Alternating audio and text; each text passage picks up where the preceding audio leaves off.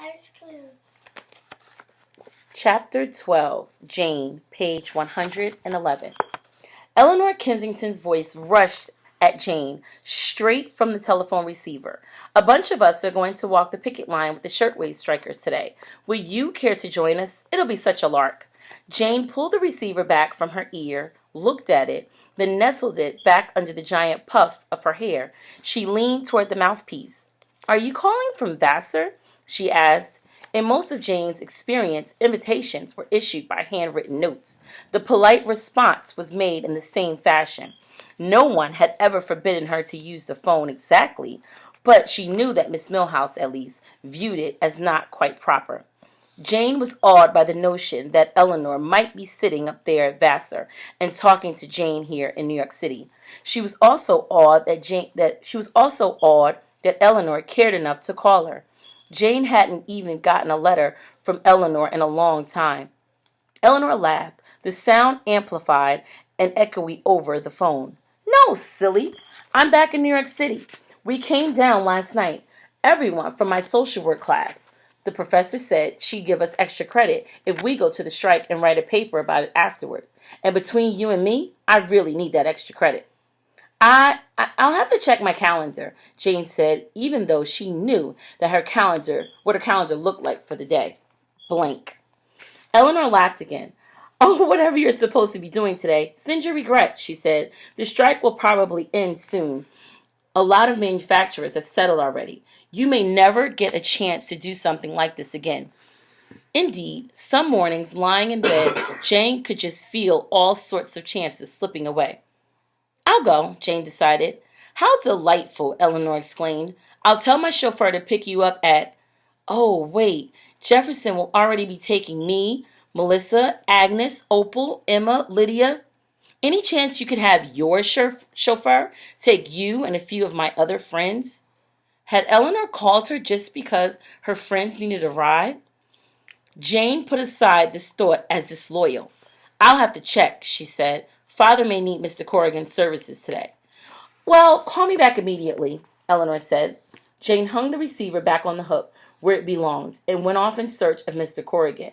She was surprised that his eyes swam with tears as soon as she explained what she wanted. Oh, Miss Wellington, he said, taking up her hands and quite improperly patting them. That's such a kindness you be doing. Those poor, poor girls out there in the cold. You've been following the strike, have you? The uprising of 20,000, the papers have been calling it, though I wager there are 30 or 40,000 involved. Such brave girls, and with all the society women helping out to try to protect the girls from the police, Miss Wellington, I'd be proud to take you and your friends down there. Jane was ashamed to admit that she hadn't heard of the strike until Eleanor called. What did he mean society women were protecting girls from the police? That afternoon, Mr. Corrigan had the car ready right on time with plenty of lap blankets and hot chocolate in a thick jug. Can't have any of you freezing out there, he muttered as the girls piled in. We'll be going to the Triangle Shirtwaist Factory, one of the biggest in the city, Eleanor directed him before climbing into her own car. In the Ash Building, at the corner of Washington Place and Green Street. Yes, miss, Mr. Corrigan said. The talk in the car was of the extra credit paper the girls would have to write, and of the heavy load of exams coming up at Vassar. Jane, who was facing neither papers nor exams, had nothing to contribute. When the conversation flagged, one girl squealed, Oh, I just thought I was going to put on my old boots today, but I forgot and wore my new ones. You don't think they'll be ruined, do you? She stuck out a shapely ankle covered in the latest style of boot, the leather so new it sparkled. We'll just be walking around talking to the strikers, another girl said. What do you think is going to happen? Don't you remember that suffrage rally where those awful men started booing and throwing rotten tomatoes? And the speakers just kept talking, so it would have been rude of us to get up and leave. Jane had missed that event. She started worrying a little about her own boots. Now, Celeste, you know your papa would buy you another pair, the other girl argued. You should be thinking about the strikers. Oh, no. How are we going to understand them? A third girl asked. The professor said that most of them are immigrants, Russians, Poles, Italians. I know Italian, Jane offered, and for the first time the other girls looked at her with something like respect. They pulled up in front of the factory, and Jane was surprised to see that it was the same building she'd mistaken for a school all those months ago. That time, she was on her way to tea. But the girls walking in front of the building didn't look so happy now.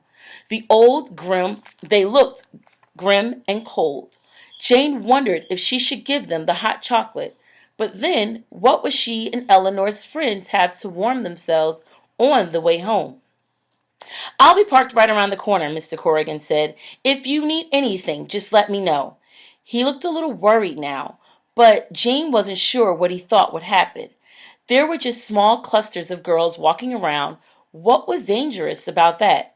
Jane and the other girls piled out of the car. "Thank you for coming," a tall woman in a lovely hat greeted them.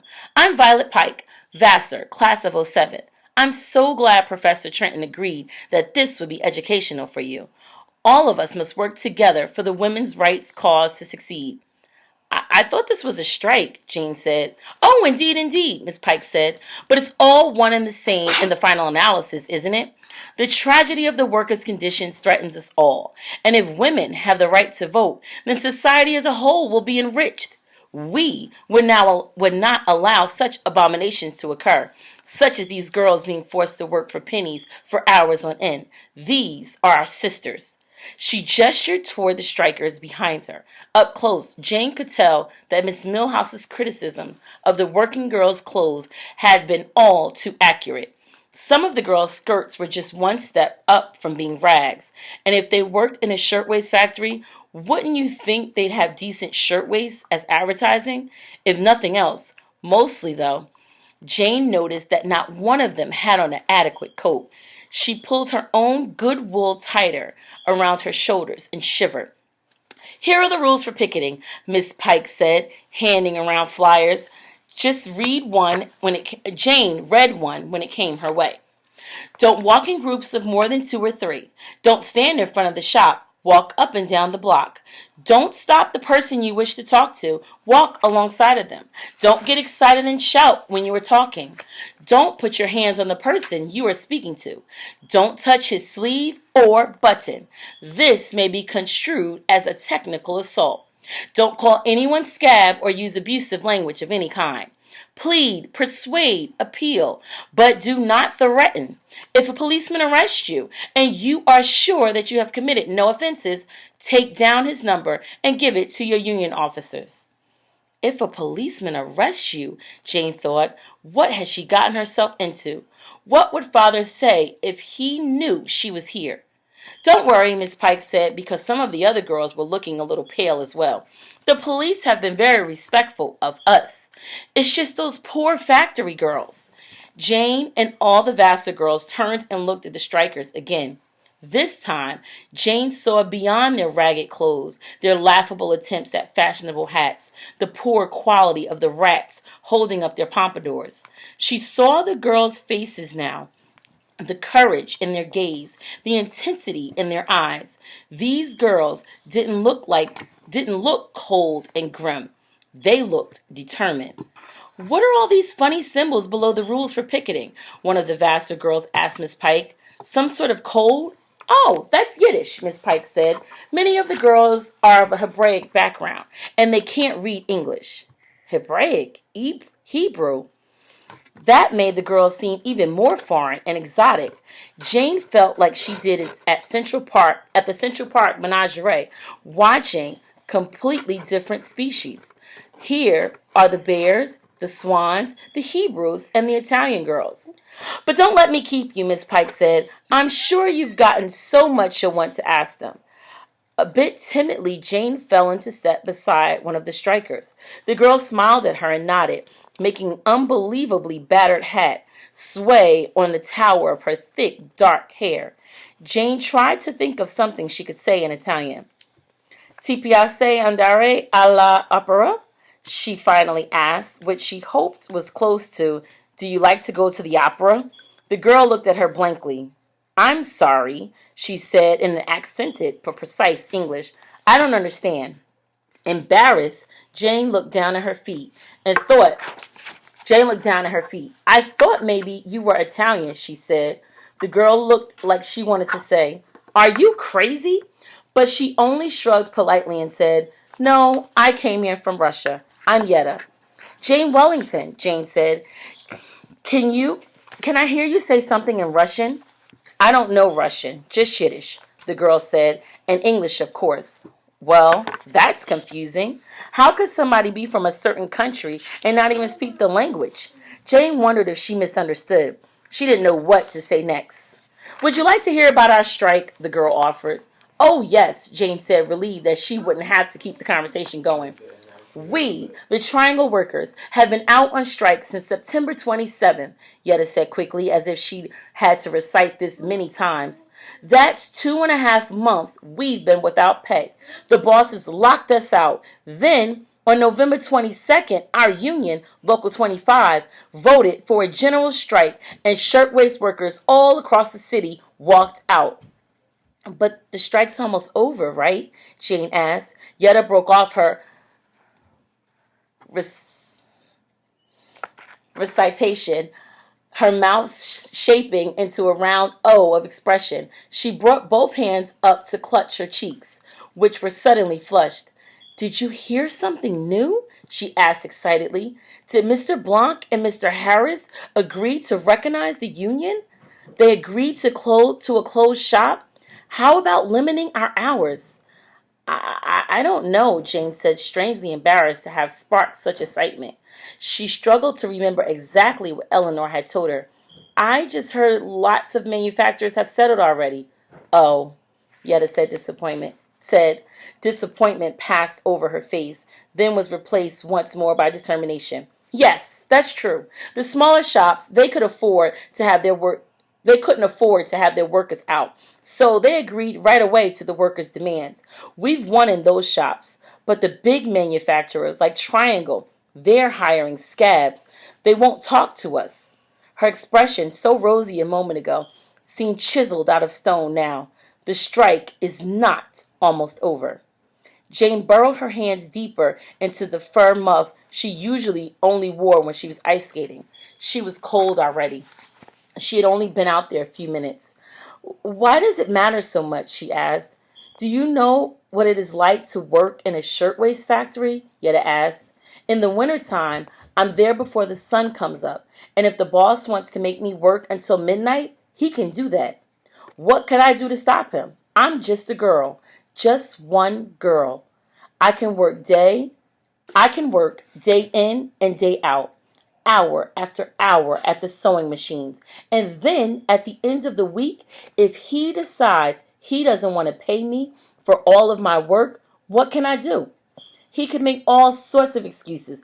Oh, I had to charge you for the use of the sewing machine, for the electricity to run it, for the needles that broke. He can make up any excuse he wants. But if he doesn't want to pay me what I'm owed, he doesn't have to. What can I do?